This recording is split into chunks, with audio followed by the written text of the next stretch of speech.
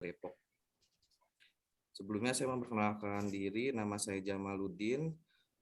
Saya dari Angkatan 8, golongan 2. Saya calon perawat terampil RSUD Kota Depok dengan Coach Pak Budi dan mentor Ibu Dia Fitri. Latar belakang saya mengambil masalah ini berdasarkan hasil analisa yang saya dapat masih ditemukan di Rumah Sakit RSUD Kota Depok, khususnya di ruang ICU COVID, ada masalah yaitu belum optimalnya kemampuan perawat dalam mengoperasikan ventilator. Berdasarkan latar belakang dan dalam pemenuhan nilai dasar ASN tersebut, maka dibutuhkanlah media dalam mempermudah perawat untuk memahami tentang pengoperasian ventilator dalam rangka upaya peningkatan pelayanan. Berdasarkan kondisi tersebut, penulis melihat hal yang dapat diatasi dengan mengaktualisasikan nilai-nilai dasar ASN yaitu aneka, dan saya aktualisasikan dalam bentuk optimalisasi kemampuan perawat dalam mengoperasikan ventilator melalui media poster dan video di ruang ICU COVID RSUD Kota Depok. Tujuannya dilakukan ini adalah diharapkan PNS mampu mengaktualisasikan kegiatan yang terdapat nilai-nilai dasar profesi PNS di tempat tugas atau unit kerja, yaitu akuntabilitas, nasionalisme, etika publik, komitmen mutu, dan anti korupsi. Ruang lingkup dari aktualisasi yang saya lakukan itu di RSUD Kota Depok, khususnya di ruang ICU COVID. Ini adalah gambaran umum RSUD Kota Depok, terletak di Kecamatan Sawangan, berdiri pada tanggal 17 April 2008 di luas tanah 52.040 meter persegi. Visi dan misi RSUD Kota Depok, visi RSUD yaitu mewujudkan rumah sakit umum daerah Depok yang unggul, nyaman, dan religius. Visi ini sesuai dengan arahan RPJMD Kota Depok periode 2016-2021 yang menyatakan Kota Depok yang unggul, nyaman, dan religius. Misi RSUD Kota Depok: 1. Meningkatkan pelayanan publik yang profesional dan transparan. 2. Mengembangkan sumber daya manusia yang religius, kreatif, dan berdaya saing. Ini adalah struktur organisasi RSUD Kota Depok. Tugas pokok dan fungsi peserta diklat, saya mengambil optimalisasi kemampuan perawat dalam mengoperasikan ventilator melalui media poster dan video di ruang ICU COVID RSUD Kota Depok. Ini adalah diagram alur gagasan membaca isu. Kegiatan kreatifnya nanti saya akan lakukan yaitu melakukan telah SOP pemasangan ventilator, membuat kuesioner, membuat poster, membuat video, membuat pedoman SAP dan KAK, sosialisasi langkah pengoperasian ventilator dengan teman sejawat di ruangan.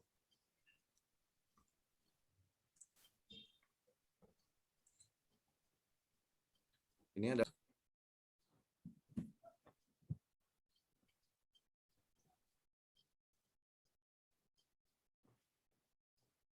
Maaf Pak, sebentar. Assalamualaikum warahmatullahi wabarakatuh. Yang terhormat Bapak Dr. Yonatan Wiyoso, MSI, selaku penguji pada kegiatan seminar kali ini. Yang saya hormati Bapak Dr. Andes Budi Hermawan, MSI, sebagai coach. Dan yang saya hormati Ibu Dia Fitri Wulandari, SKP MKEP, sebagai mentor. Perkenalkan, saya Desi Yantari, CPNS golongan 2, Angkatan 8, sebagai perawat terampil di Rumah Sakit Umum Daerah Kota Depok. Pada kesempatan kali ini, saya membuat rancangan aktualisasi dengan judul Optimalisasi Tindakan Pronasi pada Pasien COVID-19 dengan media poster dan video di ruang ICU COVID RSUD Kota Depok. Iya, seperti yang kita ketahui, di awal tahun 2020 virus COVID-19 itu masuk ke Indonesia. Nah, COVID-19 ini ditandai dengan gejala adanya gangguan pernapasan, dan ditandai itu manajemen ASN, wall of government, dan pelayanan publik. Ya, dari yang penulis amati di ruang ICU COVID RSUD Kota Depok, saya mendapatkan identifikasi isu ada 4. Belum optimalnya tindakan pronasi pada pasien COVID di ruang ICU COVID, kelelahan tenaga medis dalam merawat pasien COVID di ruang ICU COVID, belum optimalnya tidak melakukan 4 kegiatan dengan beberapa tahapan. Yang pertama, kegiatannya membuat standar operasional prosedur posisi PRON. Nah, ini tahapan kegiatannya, ICU dan tim. Outputnya lembar SOP posisi PRON. Keterkaitannya, etika publiknya menyampaikan dengan sopan, WOG-nya berkoordinasi dengan mentor dan tim untuk mencapai kesepakatan yang tepat. Jadi dari kegiatan ini, kontribusi terhadap visi dan misinya di kegiatan ini berkontribusi. Dr. Budi Hermawan MSI, serta anak-anak saya, Jamaluddin dan Desi. Terima kasih atas kesempatannya, Pak.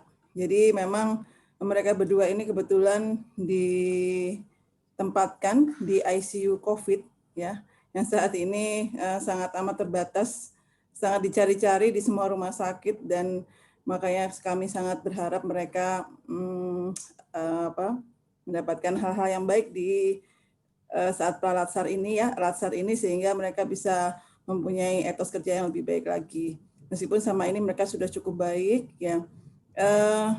Apa yang mereka ambil saat ini memang sangat dibutuhkan oleh ICU. Untuk Jamaluddin yang pertama tentang ventilator, di mana ventilator itu memang alat yang harus ada di ICU. Dan memang untuk membuat SDM itu menguasai ventilator itu memang tidak mudah, Pak. Dan kebetulan juga memang harus mereka itu dilatih 3 bulan. Sayangnya selama masa COVID ini, masa pandemi ini, pelatihan-pelatihan itu agak jarang. Sehingga diperlukan berbagai inovasi supaya teman-teman atau para perawat yang nakes, yang menjadi tenaga di ICU ini bisa menguasai dengan cepat. Kebetulan karena ICU ini sangat dibutuhkan, kan kita membuka lagi tempat tidur. Sebenarnya kan tidak hanya tempat tidur yang harus kita buka, tapi juga SDM disiapkan. Mentor, ya, ini luar biasa semangat dan dukungannya, apalagi beliau juga pernah positif COVID, ya, jadi pernah merasakan langsung. Jadi ini kita bersyukur sehingga menjadi satu proses pembelajaran yang sangat baik buat Ibu Desi dan Pak Jamaluddin. Jadi saya selalu memanggil Bapak dan Ibu karena untuk membiasakan Bapak Ibu sudah menjadi pegawai, ya, sudah punya NIP. Jadi jangan dibiasakan di kantor memanggil hanya nama. Desi mau kemana? Jangan. Panggil Bapak, Ibu, atau Ayi, Akang. Nah, lebih bagus, ya. Kira-kira. Ini dari judulnya, ya. Ini judulnya optimalisasi kemampuan perawat. Kemampuan perawat itu bisa dioptimalkan nggak? Pak Jamal? Ya, Pak. Bisa dioptimalkan nggak? Bisa, Pak. Bapak tahu titik optimalnya kemampuan perawat itu segimana? Titik kemampuannya, Pak. Titik optimalnya sampai di mana? Kalau yang sekarang saya temuin di ICU, masih ada teman-teman saya yang belum lancar dalam menggunakan ventilator itu, Pak. Enggak, yang saya... Dan salam sejahtera bagi kita semua. Yang saya hormati Bapak Dr. Yonatan Wiyoso MSI selaku Widya Iswara Utama yang pagi ini bertindak selaku narasumber atau penguji pada kegiatan seminar rancangan aktualisasi Latsar CPNS di Kota Depok. Yang saya hormati Bapak Ibu Mentor, alhamdulillah telah hadir bersama-sama mendampingi adik-adik peserta Latsar. Yang saya banggakan adik-adik peserta Latsar di kelompok 4. Ya, seperti yang sudah kita atur tadi malam, ya, untuk penyajian kelompok atau penyajian presentasi rancangan aktualisasi ini dilakukan secara berurutan. Nanti yang pertama adalah adik kita Fitri Nur Anisha, yang kedua adalah Larasati, dan yang ketiga adalah Anggit.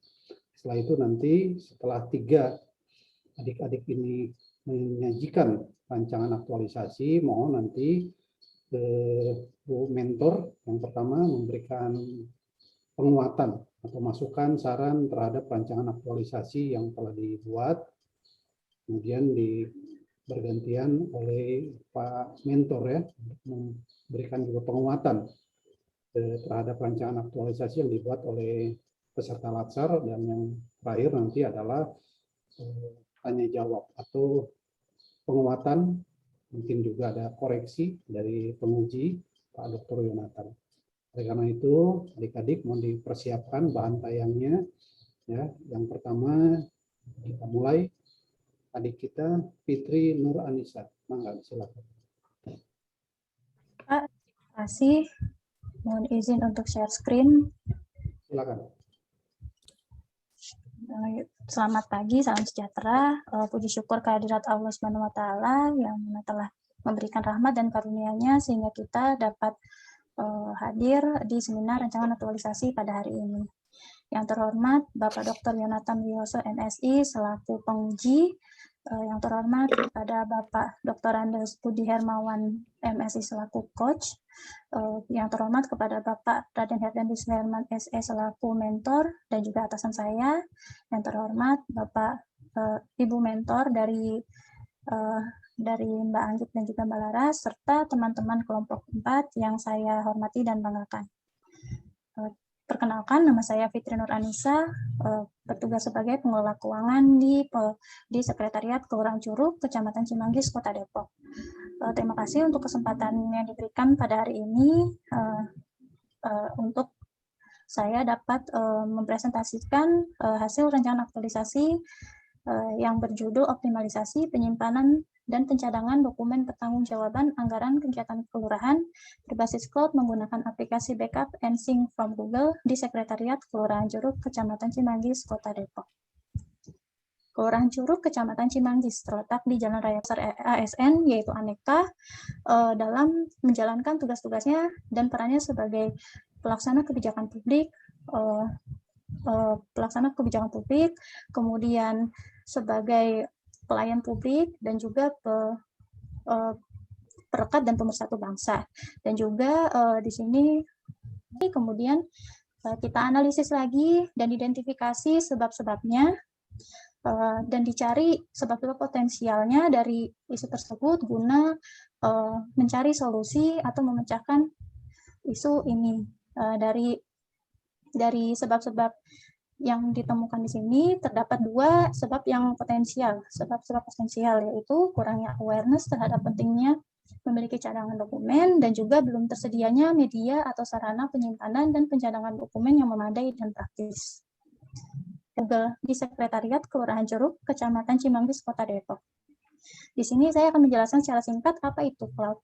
Cloud adalah sebuah penyimpanan file yang dapat diakses kapan saja dan di mana saja dengan perangkat apa saja selama perangkat itu terkoneksi dengan jaringan internet.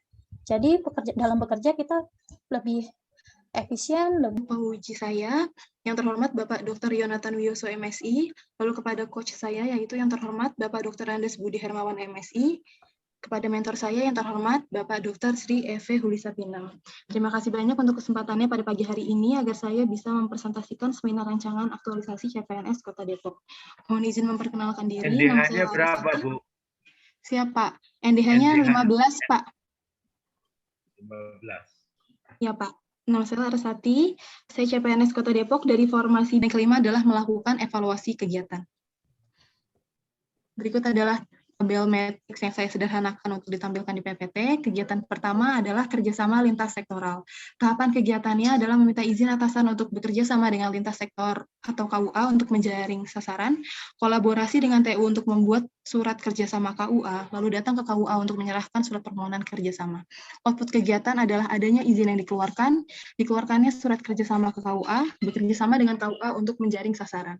Keterkaitan substansi mata pelajarannya adalah etika publik, di sini sopan dan hormat dalam menjalankan aktivitas, lalu manajemen ASN yaitu menghargai komunikasi dan konsultasi, lalu whole of government yaitu kolaboratif.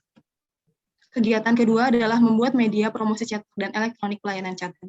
Tahapan ketiga ini terdiri dari membuat desain poster dan leaflet dan juga standing poster, bekerja sama dengan lintas program PJ Promkes untuk meminta jadwal sosialisasi dan menempatkan poster dan standing poster di tempat-tempat strategis. Adapun output kegiatannya adalah adanya media promosi untuk pelayanan Catin, tersedianya jadwal sosialisasi, dan media promosi terpasang di tempat yang strategis.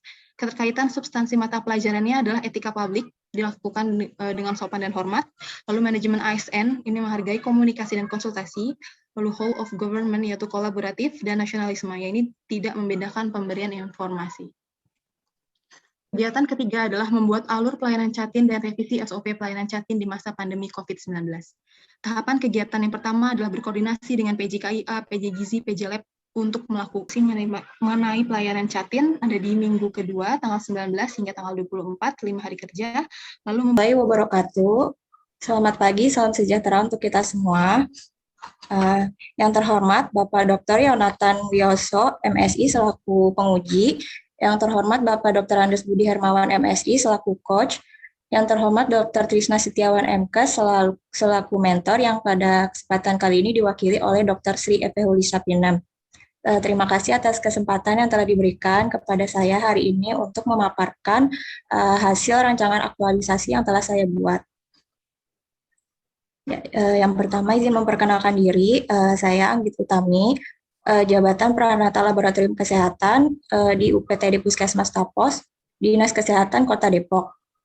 Judul rancangan aktualisasi saya yaitu optimalisasi pelaporan dan penerimaan hasil dengan profesi saya sebagai Pranata Laboratorium Kesehatan yang melakukan pelayanan laboratorium, salah satunya yaitu laboratorium penerimaan hasil pemeriksaan TCM pada pasien suspek TB di UPTD Puskesmas Tapos.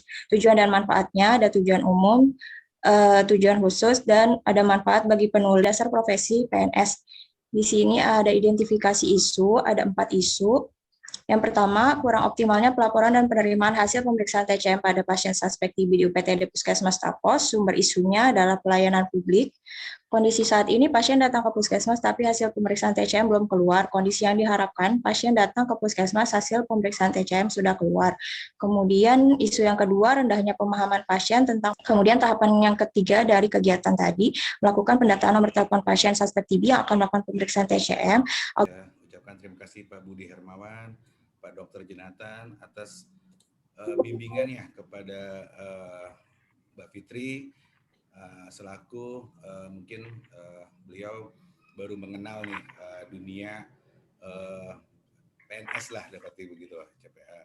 Jadi memang banyak yang kita temukan Pak, memang kondisi di LAPDM-nya atau bagian keuangan ini tidak seperti sekarang, memang sudah ditentukan dari peserta-peserta latsar ya Pak ya.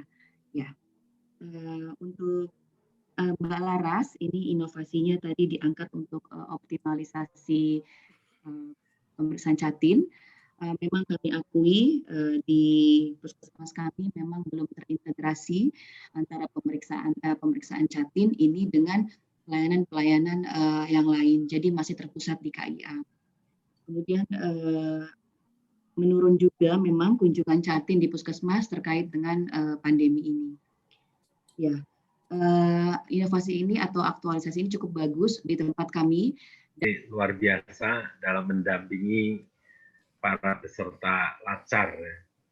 Ini anak-anak kita cerdas-cerdas, ketika didampingi dengan baik, hasilnya pasti maksimal. Ini luar biasa. Secara teknis dalam penulisan dari mulai yang pertama sampai sekarang, saya apresiasi, ya, excellent, jadi, sangat bagus, ya, sangat bagus. Tapi saya ada beberapa yang mau ingin klarifikasi, ya. Misalnya seperti Bu Fitri, itu bisa dengan pakai kata optimalisasi, karena memang terkait dokumen pertanggungjawaban. Jadi ada persyaratan titik optimalnya ada kalau pertanggungjawaban keuangan. Nah, yang ingin saya klarifikasi adalah mengenai kerahasiaannya. Karena dokumen keuangan itu berlaku selama 30 tahun. Nah, bagaimana tingkat kerahasiaannya ketika disimpan di sana kemungkinan disadap oleh orang dan lain sebagainya. Ini mungkin nanti Bu Fitri bisa jelaskan ya. Bukan nilai dasar ASN. Aneka bukan nilai dasar PNS.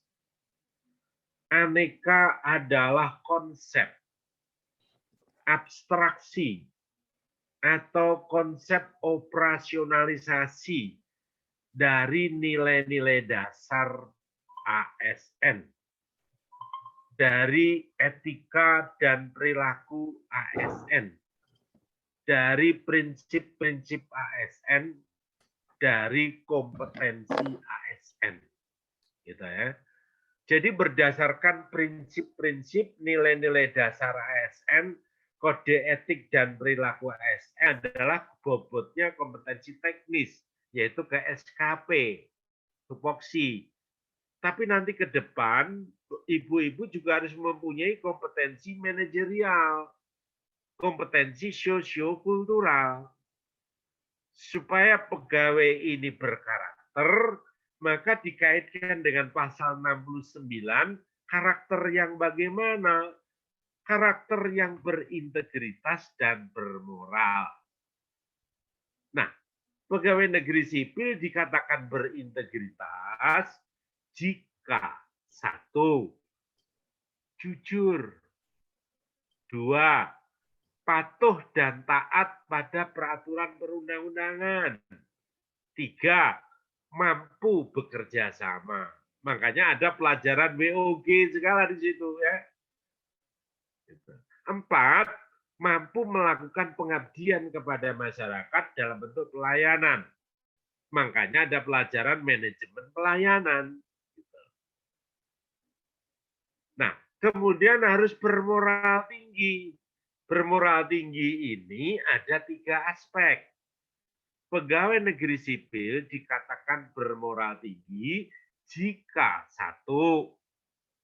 Melaksanakan dan mengamalkan nilai-nilai etika agama. Jadi kalau nilai etika agama artinya adalah nilai-nilai universal dalam agama. Nah, nilai-nilai spesifiknya gimana? Untuk diri pribadi dan keluarga. Nilai-nilai universalnya untuk keluar, karena Bapak Ibu sebagai perekat pemersatu bangsa. Kalau sebagai perekat pemersatu bangsa menggunakan nilai-nilai spesifik, gelut nanti. Gelut satu dengan yang lain, makanya nilai-nilai universal. Nah, yang kedua, melaksanakan dan mengamalkan nilai-nilai sosial budaya. Oleh karena itu, ibu-ibu harus paham nilai sosial budaya di mana ibu ditugaskan. Jawa Barat tentu beda dengan Jawa Tengah, Jawa Timur. Jawa Barat juga, Depok tentu berbeda dengan Jakarta. Depok berbeda dengan Sukabumi. Kan begitu. Nah, yang ketiga, pegawai negeri sipil dikatakan bermoral tinggi apabila melaksanakan dan mengamalkan nilai-nilai adat istiadat. Nah, adat istiadat di Tatar Sunda itu apa? Kan begitu. Sile asih, kupangarti, sing tepi, pikir kupikirna. Kan begitu. Kemudian ada silih asah kupangabisa, sing tepi kahontal ku akalna. Silih asuh kupangaweruh, sing tepi katimu ku ilmuna. Nah. Jadi itu harus dijunjung tinggi dan dilaksanakan dalam kehidupan sehari-hari yang oleh orang disingkat sile asih. Warahmatullahi wabarakatuh. Selamat pagi, salam sejahtera untuk kita semua. Yang terhormat Bapak Dr. Yonatan Wiyoso, Magister Sains selaku penguji. Yang terhormat Bapak Budi Hermawan, Magister Sains selaku coach. Yang terhormat Dr. Gigi Rizky Andriani Alimi selaku mentor. Pada pagi hari ini, izinkan saya memaparkan rancangan aktualisasi pelatihan dasar tahun 2021. Sebelumnya perkenalkan, nama saya Cut Maharani Putri. Saya bertugas di Puskesmas Kelurahan Jati Jajar sebagai sanitarian pelaksana. NDH saya 23. Judul yang saya angkat yaitu meningkatkan pemantauan jentik nyamuk Aedes aegypti di lingkungan rumah tangga di Kelurahan Jati Jajar. Maaf Pak, langsung ke bab 3 ya. Silakan.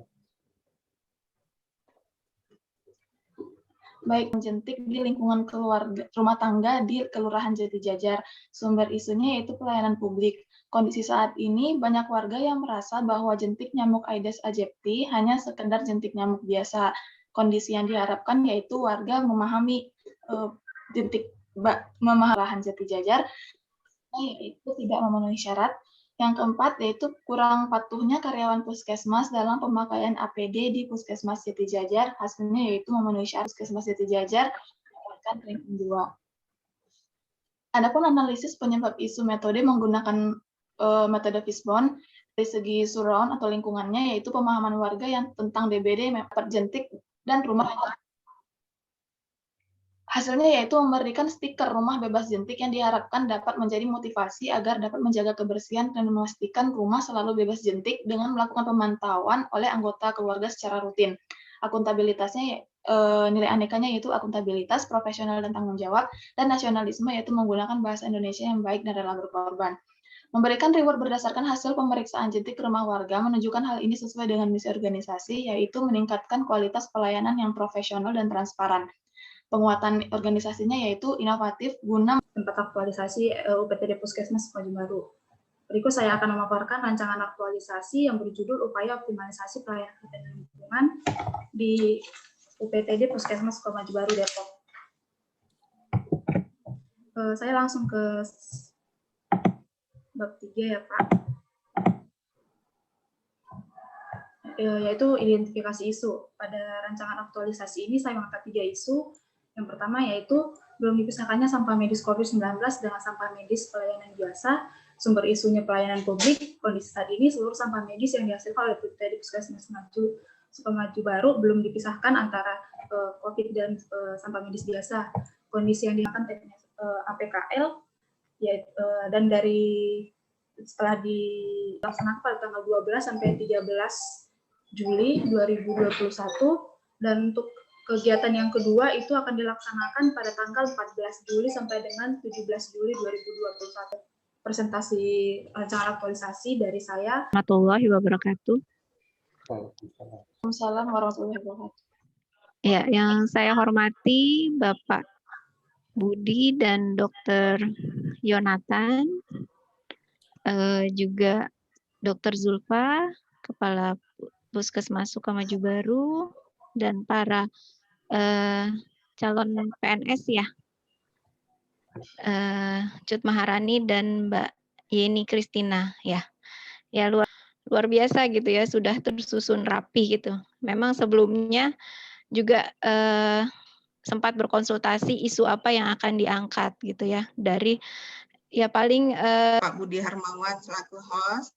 Selanjutnya kepada Dr. Rizky Kepala Puskesmas Jati Jajar dan calon CPNS ya Mbak Cut Maharani dari Jati Jajar dan Mbak Yeni dari Puskesmas Sukamaju Baru. Yang selama ini setelah ada bimbingan dan mentor ke saya selaku mentornya, Mbak Yeni sering berkomunikasi apa yang akan diangkat, yaitu optimalisasi pelayanan Kesling di UPT. Sampai terakhir, yaitu ke-7, ini secara substantif luar biasa ini. Ini anak-anak sekarang ini memang pinter-pinter ya. Padahal ini golongan 2 sebetulnya. Jadi layak langsung golongan 3 ini mestinya. Dari pertama, Bu, itu bagus-bagus ini, luar biasa. Jadi mungkin mentornya hebat, coach-nya juga sangat bagus, berpengalaman lama di bidang penyelenggaraan diklat ini. Jadi luar biasa. Hanya perlu diketahui oleh ibu-ibu bahwa bobot latsar yang sekarang ini, selain bagaimana kita membuat ketepatan dalam memilih isu. Terima kasih banyak Pak penguji, Pak Dr. Yonatan, atas pengayaannya ya, bukan hanya kepada peserta, mungkin juga kepada kami, ya, ASN atau PNS yang sudah cukup pengalaman, namun banyak hal mungkin ilmu yang juga kita perlu pengayaan sebetulnya. Atur nuhun juga pada Ibu Mentor, Bu Dr. Julfa, Ibu Dr. Rizky ya yang setia menemani sampai dengan selesai acara seminar ini, dan juga kepada adik-adik mohon tadi catatan-catatan ya nanti kita bahas ya, kita perkuat, kita revisi, kita pertajam rancangan yang telah dibuat oleh adik-adik, sampaikan juga oleh Ibu Mentor ya, saya juga catat di sini ya. Namun tentunya memang bahwa rancangan ini memang belum sempurna, terutama tadi Pak penguji menyatakan dari sisi penguatan nilai, ya nilai-nilai dasar. Karena memang tujuan dari Latsar CPNS ini kita tahu sendiri bahwa lebih kepada bagaimana menjadi seorang PNS yang memiliki karakter yang kuat. Baik, Bapak Ibu yang saya hormati, seminar di hari ini saya pikir sudah cukup ya. Nanti catatan-catatan tadi nanti kita revisi bersama para peserta ya, gitu. Kembali lagi saya ucapkan terima kasih Bu Dr. Julfa, Bu Dr. Rizky ya. Silakan melanjutkan kegiatan rutin berikutnya, mungkin ini ada di kantor mungkin ya di hari Sabtu ini. Gitu. Tur nuhun ya. Kembali lagi kepada Pak penguji, kami ucapkan juga banyak terima kasih. Ya, semoga apa yang kita lakukan kegiatan ini menjadi amal ibadah bagi kita semua dalam rangka menuju birokrasi yang lebih baik. Itu yang dapat saya sampaikan. Saya tutup acara seminar ini dengan mengucapkan hamdalah, alhamdulillahirabbil alamin. Saya tutup billahi taufiq wal hidayah. Assalamualaikum warahmatullahi wabarakatuh. Waalaikumsalam warahmatullahi wabarakatuh.